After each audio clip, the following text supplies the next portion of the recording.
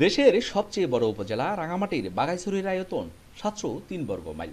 উপজেলার ১ লাখ মানুষের প্রায় ৯০ ভাগই বাস করে পাহাড় ও উপত্যকায়।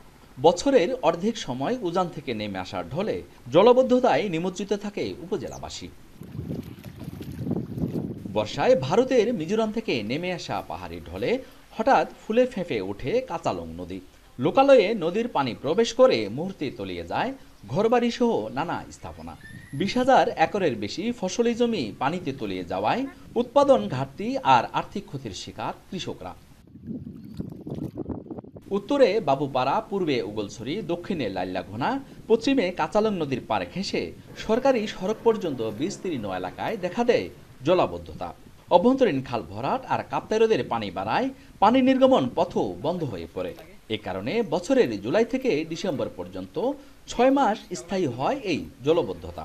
এতে মারাত্মক ভোগান্তিতে পড়েন ৫০ গ্রামের ৩০,০০০-এর বেশি মানুষ। দৈনন্দিন যোগাযোগ, জীবন জীবিকা, শিক্ষা, স্বাস্থ্য ও কৃষি নিরাপত্তায় দেখা দেয় সীমাহীন দুর্ভোগ।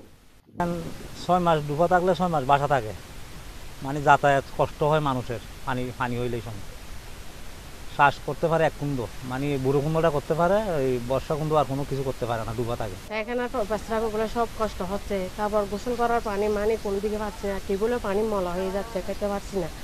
আর রোডটা ভেঙে গেছে, আমাদের রোডটা যে সামনে রোডটা এটা পারাপার করতে পারে না। অল্প বৃষ্টি হলে এই যে আমাদের দুইটা ভাঙ্গা, একটা লাইলগুনা একটা উলছড়ি, এই দুইটা ভাঙ্গা দিয়ে পানি ঢুকে প্রায় আমাদের এখানে ১,১২০০ একর জমি আছে, সব পানি তলিয়ে যায়।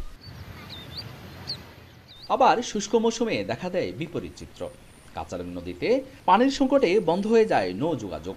এছাড়া কৃষি জমিতে সেচ দিতে না পারায় বন্ধ হয়ে পড়ে চাষাবাদও।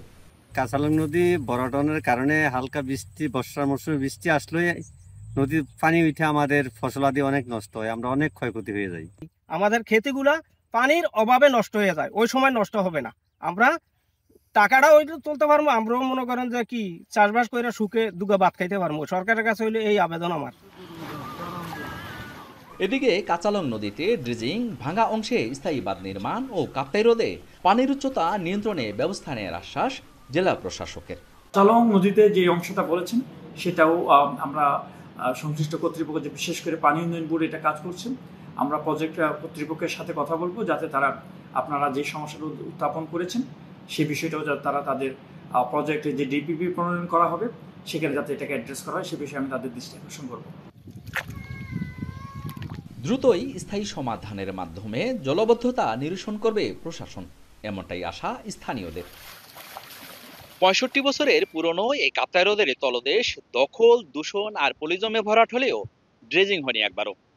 এই বাস্তবতায় দুর্ভোগ রোধে কাপ্তাই হ্রদের পানির স্তর সর্বোচ্চ ১০৫ ফুট নির্ধারণ, ভাঙা অংশে স্থায়ী বাঁধ নির্মাণ আর কাচালং নদী ও অভ্যন্তরীণ খাল খননের দ্রুত বাস্তবায়ন চান বাঘাইছড়ির বাসিন্দারা। জিয়াউর রহমান জুয়েল, এখন, রাঙামাটি।